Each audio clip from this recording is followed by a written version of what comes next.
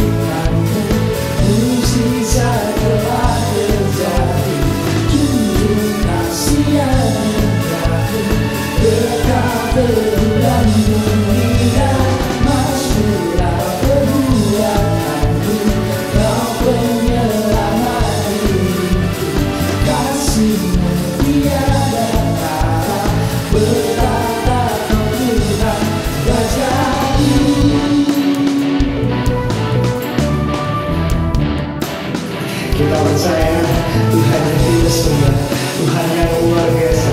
Dia sanggup menjamah kehidupan kita.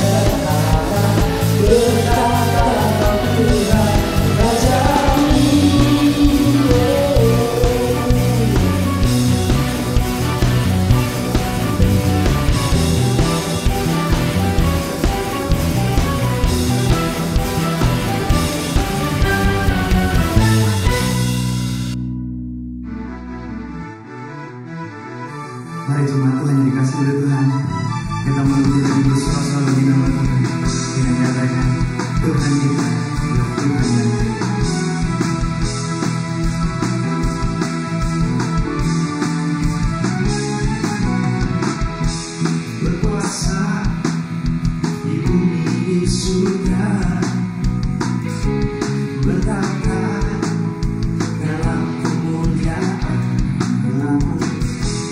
Dialah Tuhan Allah kita, namanya berkuasa, pembebas umatnya.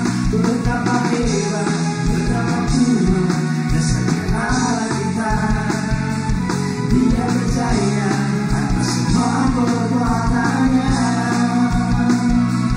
Betapa hebat, betapa kuat dasarnya Allah kita.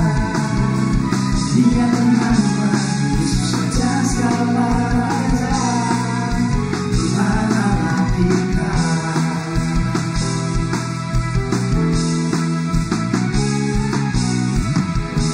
Berkuasa di bumi di surga,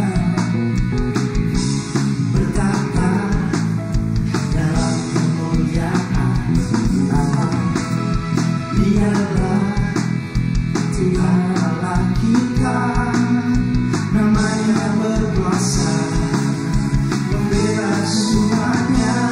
Betapa hebat, betapa kuat dasarnya Allah kita.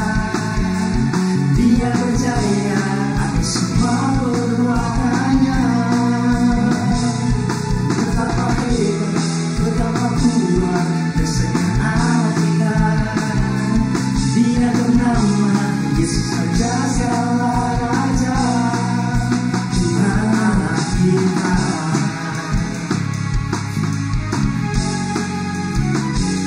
Kita mulai dengan katakan Tuhan hebat dan Tuhan yang terhebat dulu, sekarang, sampai selama-lamanya.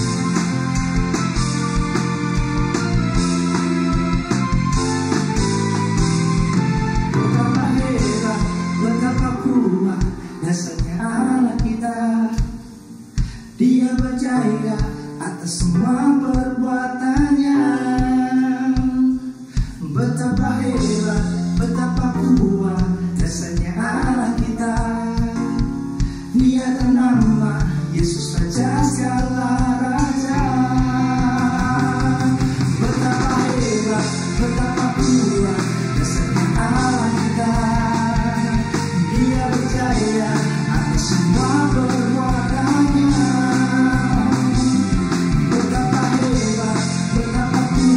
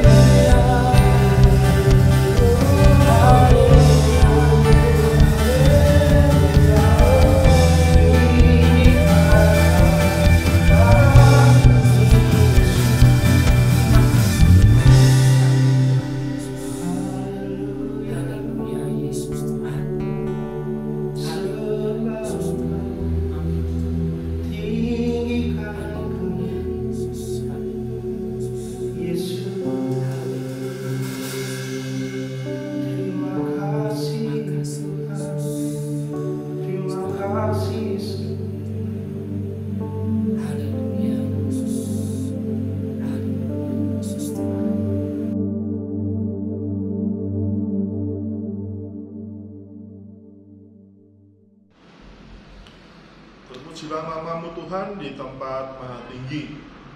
Terima kasih, kami sungguh mengucap syukur untuk kasih-Mu, untuk penyertaan-Mu. Sebentar ketika firman-Mu disampaikan Bapa,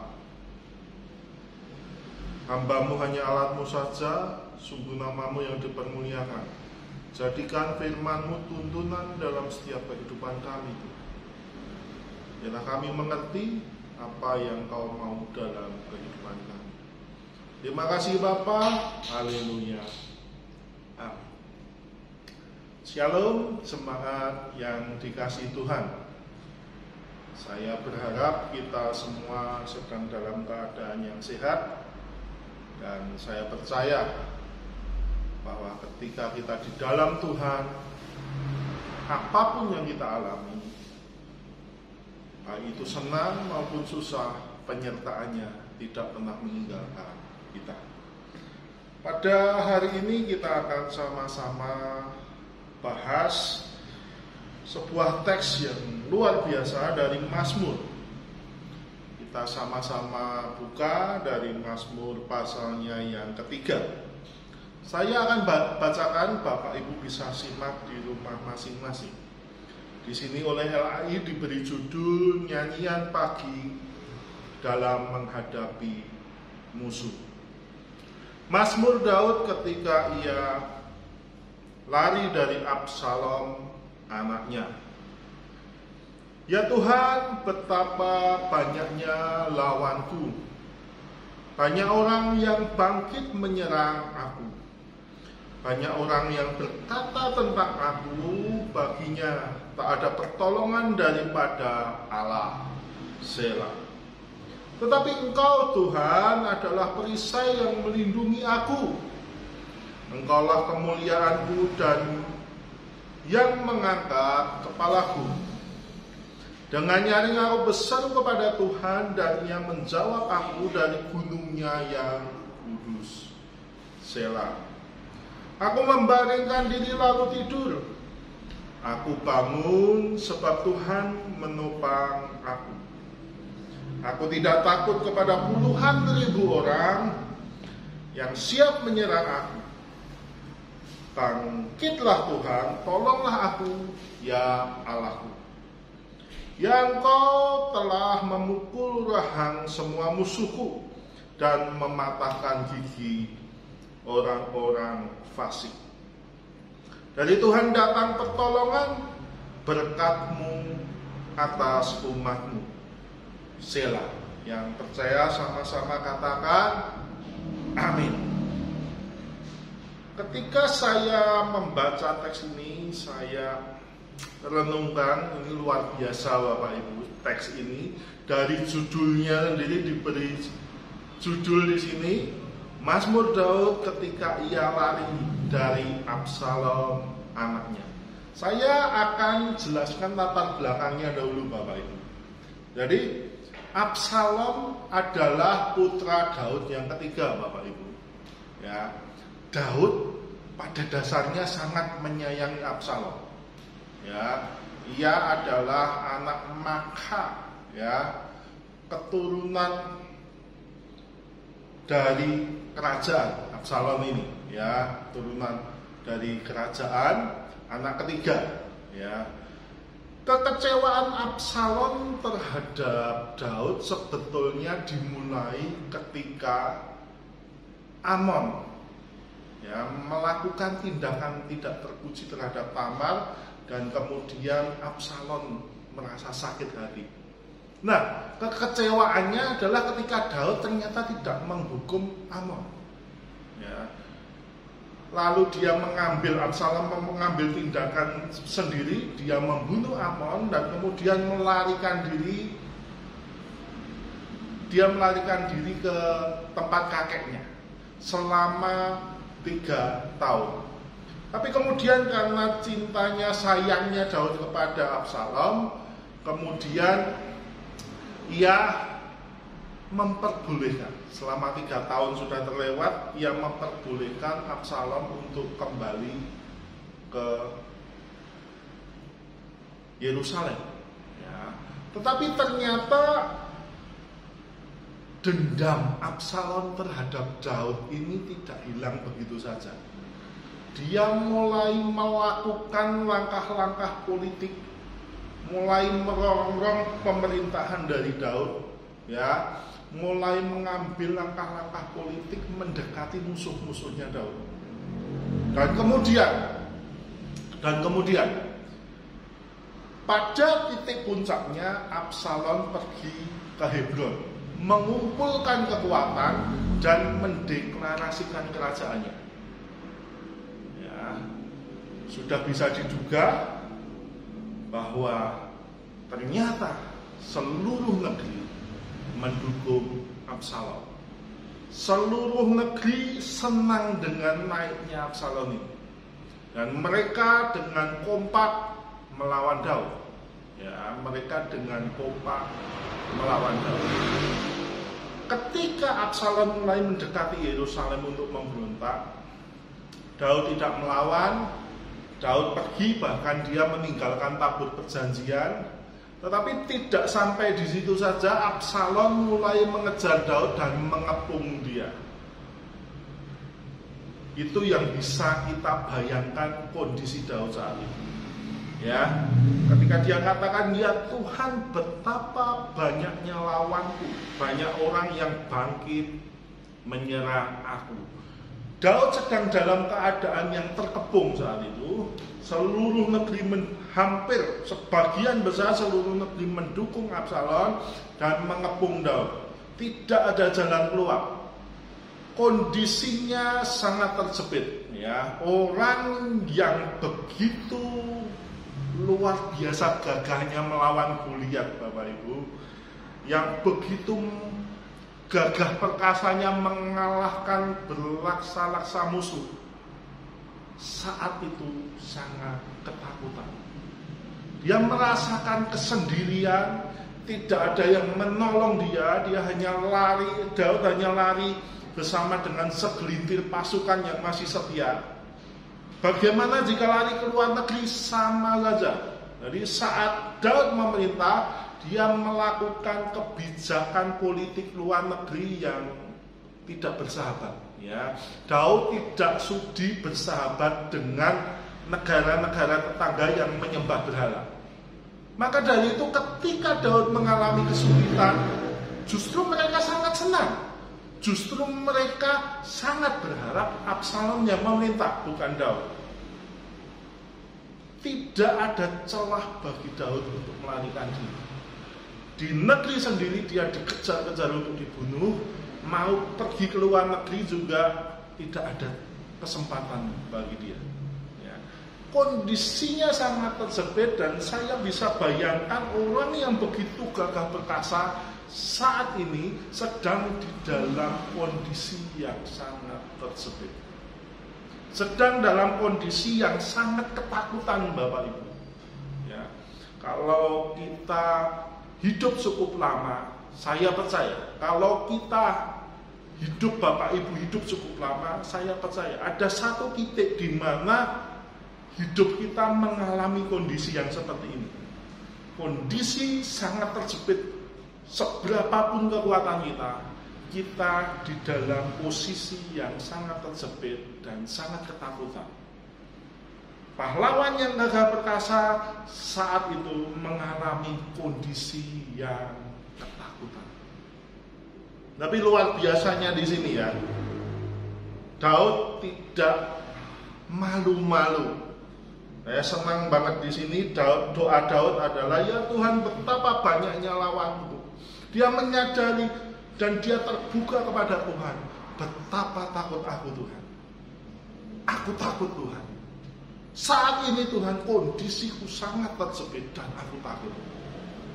Daud adalah orang yang terbuka dengan Tuhan. Kalau dia takut, dia katakan takut. Ya. Tetapi tidak cuma itu saja. Ada satu hal lain yang membuat dia semakin tertekan. Ketika dia katakan, banyak orang yang berkata tentang aku, baginya tidak ada pertolongan daripada Allah. Kondisi tersebut adalah satu hal, ya, tetapi perkataan orang itu semakin menekan kita, Bapak Ibu. Ya, saya pernah dahulu ketika masih zaman kuliah, saya itu punya penyakit mah. Zaman dulu, sekarang sudah Tuhan sembuhkan. Dan mah itu bertahun-tahun nggak sembuh-sembuh. Saya minta didoakan rekan-rekan satu gereja dan kemudian mereka doakan saya, belum sembuh. Ya, mereka doakan lagi, belum sembuh.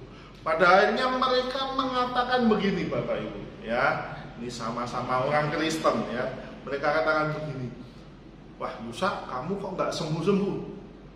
Bu, kamu koreksi diri. Barangkali ada dosa loh di dalam hidupmu. Pemberesan dulu sama Tuhan. Ya, itu yang saya hadapi, juga yang dihadapi oleh Daud. Keterjepitan, keterdesakan, posisi di paling bawah, nggak tahu apa yang harus dilakukan, itu satu hal. Tetapi ada yang lebih menekan lagi adalah omongan orang. Oh, Daud raja yang luar biasa, katanya dilindungi Tuhan. Tetapi saat ini kondisinya baginya tidak ada pertolongan daripada Allah. Ya, kita bisa bayangkan kondisi Daud dalam kondisi yang terjepit, seolah-olah Tuhan tidak ada, seolah-olah Tuhan tidak menjawab doa-doanya, dan banyak orang mengatakan baginya tidak ada pertolongan daripada Allah. Yaitu kurang lebih kondisi Daud saat itu. Ya, tetapi menarik di ayat selanjutnya saya bacakan ulang. Tetapi engkau Tuhan adalah perisai yang melindungi aku. Ya, ini menarik kenapa? Karena perisai itu biasanya melindungi salah satu sisi saja, Bapak Ibu. Ya, kalau perisainya dipegang di tangan kiri, ya dia melindungi depan atau samping. Belakang biasanya tidak terlindungi oleh perisai. Tetapi Daud katakan, engkau Tuhan Allah yang adalah perisai yang melindungi aku. Artinya adalah engkau itu menudungi aku sepanjang hidupku, Tuhan. Engkau melingkupi aku dengan proteksimu. Engkau gunung batuku yang menjadi tempat kediamanku. Aku merasa nyaman bersamamu, Tuhan. Daud mulai berkata-kata di dalam hatinya. Daud mulai mengucapkan kata-kata tersebut dalam doanya. Engkaulah kemuliaanku dan yang mengangkat kepalaku. Dengan nyaring aku berseru kepada Tuhan dan dia menjawab aku dari gunungnya yang kudus. Daud mulai, menurut saya, bernostalgia, Bapak Ibu. Ya, dalam kondisinya yang terjepit, Tuhan tidak menjawab doanya, seolah-olah Tuhan tidak ada, seolah-olah di mana Tuhan tidak menolong. Daud mulai bernostalgia. Oh, selama ini Tuhan tolong aku. Selama ini Tuhan lindungi aku. Selama ini Tuhan ada bersamaku. Masa untuk kondisiku saat ini, mosok Tuhan juga tidak ada bersama. Saya tidak percaya. Saya mulai, masa sih Tuhan meninggalkan aku? Masa sih seperti itu? Daud mulai membangkitkan imannya lagi. Tidaklah, Tuhanku tidak yang seperti itu. Ya, tapi menarik di sini di ayat 5b juga dikatakan, dan ia menjawab aku dari gunungnya yang kudus. Daud melihat Allah adalah raja yang bertahta dan dia akan menilai manusia dengan keadilannya. Dia akan memandang manusia dan melihat manusia itu, engkau salah, engkau yang benar, engkau yang salah. Ya. Tuhan Allah semesta itu tahu tentang kebenaran dan tidak benar. Dia tahu orang yang jahat dan yang baik. Dia tahu isi hati. Jadi Daud mau mulai mengatakan, Tuhan, engkau menjawab teriakanku minta tolong dari gunungnya yang kudus. Engkau Allah yang bertahta. Engkau tahu semuanya, Tuhan. Ketika aku dalam kondisi yang terdesak, kalau aku salah aku minta maaf. Tetapi dalam kondisiku minta ampun, aku bertobat. Tetapi dalam kondisiku sekarang, aku tidak salah. Walaupun kondisiku sangat terjepit, aku tidak berdaya. Tetapi Tuhan adili aku, adili siapa yang benar, siapa yang salah. Luar biasa, ya. Daud tahu posisi hidupnya. Ya. Kemudian saya lanjutkan, aku membalingkan diri lalu tidur. Aku bangun sebab Tuhan menopang aku. Ketika saya membaca teks ini, saya mulai ingat-ingat ya, seumur hidup itu ada beberapa kali saya tidak bisa tidur, Bapak Ibu. Ya, coba kalau Bapak Ibu nggak bisa tidur, diingat-ingat saat-saat apa itu? Ketika Bapak Ibu pas nggak bisa tidur. Saya akan cerita kondisi saya. Saat itu saya sedang mau ujian tesis. Ya, saat itu saya sedang dalam ujian tesis. Kurang 3 hari saya tidak bisa tidur. Ya, 3 hari berikutnya saya ujian tesis, lulus pascasarjana. Untuk lulus pascasarjana, saat itu saya tidak bisa tidur. Malam saya cuma dipaksa tidur, tetap tidak bisa. Ya, saya mulai cerita sama rekan saya yang satu kampus juga, bro, saya tidak bisa tidur ini 2 hari. Wah, itu pasti sedang ketakutan kamu, sedang panik kamu. Ya. Kemudian saya coba merenungkan kenapa ya saya bisa panik. Teman saya bilang gini, udahlah, saya bersyukur teman saya bilang gini, udahlah, ketika kamu sudah masuk ujian, kamu pasti lulus. Saya kaget, kenapa bisa begitu? Ya, dipastikan sejak dulu udah masuk ujian pasti lulus, entah itu nilainya nanti revisi atau lulus tanpa revisi, nanti pasti lulus kok, tenang aja. Loh, kenapa bisa begitu? Dia jawab lagi, bro, kalau pas buat tesis susahnya setengah mati kan? Iya, susahnya setengah mati.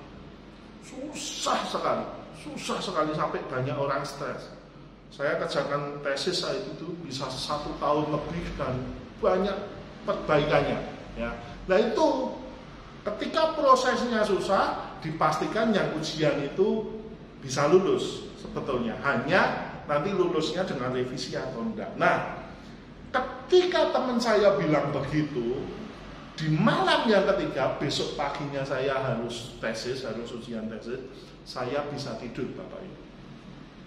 Malam itu mungkin tidur saya yang paling nyenyak. Ya. Kenapa bisa begitu? Karena saya mendapatkan sebuah kepastian bahwa saya lulus. Nah, itu juga yang dilakukan Daud, Bapak Ibu, ketika dia mulai bernostalgia. Tetapi Engkau Tuhan adalah perisai yang melindungi aku. Engkaulah kemuliaanku dan yang mengangkat kepalaku. Masa sih Engkau mempermalukan aku? Masa sih aku akan mati dikepung oleh musuhku? Ada kepastian di dalam Tuhan. Bagi kita, orang-orang Kristen, kita harus di dalam hati ini harus mempunyai kepastian itu. Ada damai sejahtera di sini karena apa, Bapak Ibu? Ada kepastian bahwa Tuhan kita tidak akan membiarkan kita. Tuhan kita akan melindungi kita. Kita merasakan kepastian, jaminan, janji Tuhan. Dan di dalam hidup kita merasakan damai sejahtera itu. Itu yang Daud lakukan. Kemungkinan besar hari-hari sebelumnya menurut saya tidak tercatat di sini. Daud juga nggak bisa tidur, Bapak Ibu. Kemudian dia mulai bernostalgia, aku ditolong Tuhan, aku diangkat oleh Tuhan. Malam itu dia bisa tidur. Dan dia katakan, lalu aku tidur, aku bangun sebab Tuhan menopang aku. Di pagi harinya dia bangun dan dia mulai bersyukur. Daud mulai bersyukur, aku bersyukur karena Tuhan menopang aku. Ya. Masalahnya selesai nggak Bapak Ibu? Ternyata bisa ya, bisa tidak. Ketika kita mulai bernostalgia dan kita mulai menanamkan janji Tuhan, kita mulai menanamkan kepastian Tuhan ada bersama dengan kita, masalahnya belum tentu hilang. Ketika kita berdoa, masalahnya saat itu belum tentu langsung hilang.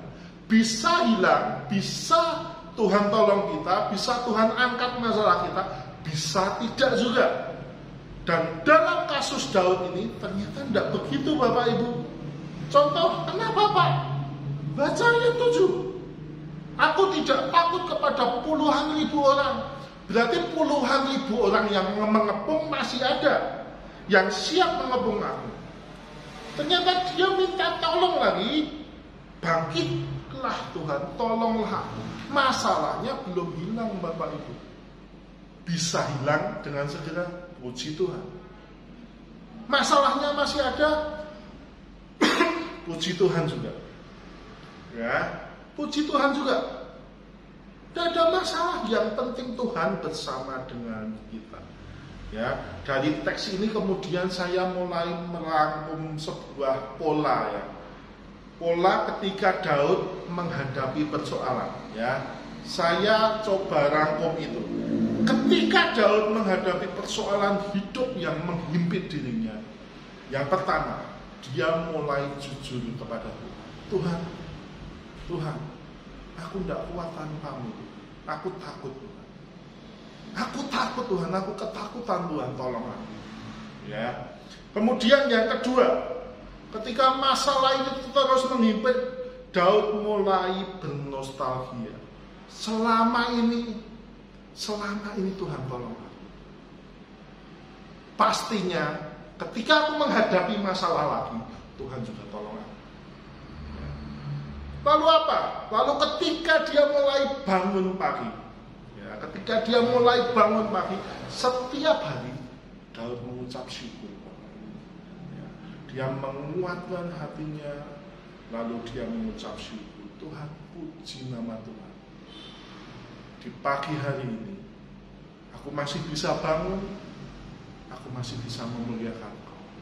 Dan aku tahu Engkau bersama dengan aku. Ya. Saya selalu mengingat-ingat usia saya sudah 40 tahun, Bapak Ibu. Ya, usia saya sudah 40 tahun, saya tidak tahu Bapak Ibu di rumah, saudara-saudari di rumah usianya berapa. Coba bernostalgia. Banyak hal yang kita alami itu hal-hal yang tidak enak.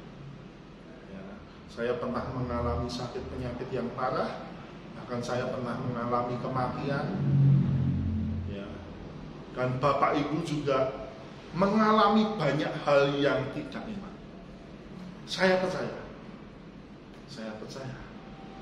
Tapi satu hal, ketika kita alami banyak hal yang tidak enak, berapa kali kasih Tuhan bersama dengan kita. Dia mengangkat kita, dia melindungi kita, dia menopang kita. Dan kita hanya berpikir bahwa Tuhan, kalau tanpamu dalam hidupku, aku sudah mati. Kalau tidak ada Engkau dalam hidupku, Tuhan, tahun segitu, coba Bapak Ibu ingat-ingat, tahun seberapa Anda mengalami hal-hal yang buruk. Tahun segitu, mungkin aku sudah habis, Tuhan. Tetapi toh, ketika Bapak Ibu masih bisa melihat rekaman ini, masih bisa mendengarkan firman Tuhan ini, berarti ada kasih Tuhan yang selalu menyertai kita.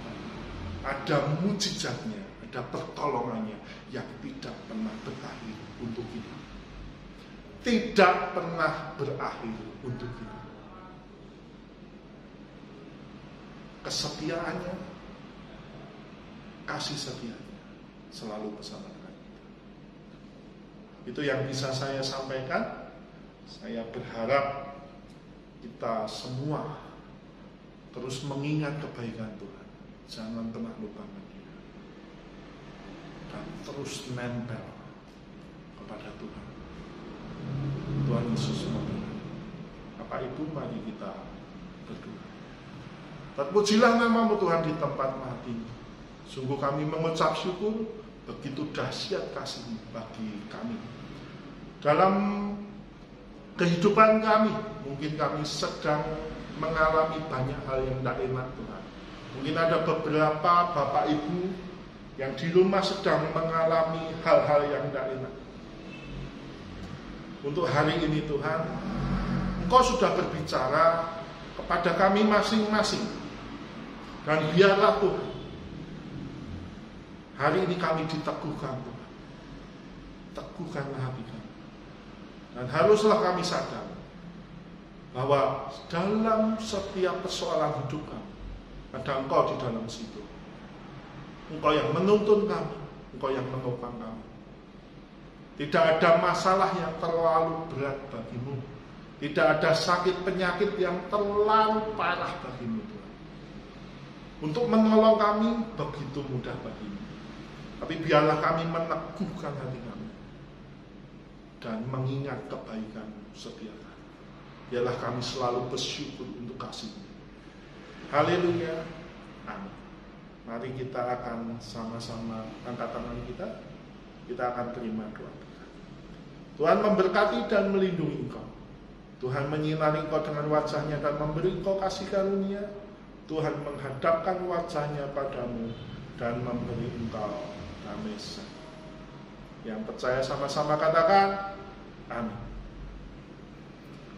Tuhan Yesus memberkati.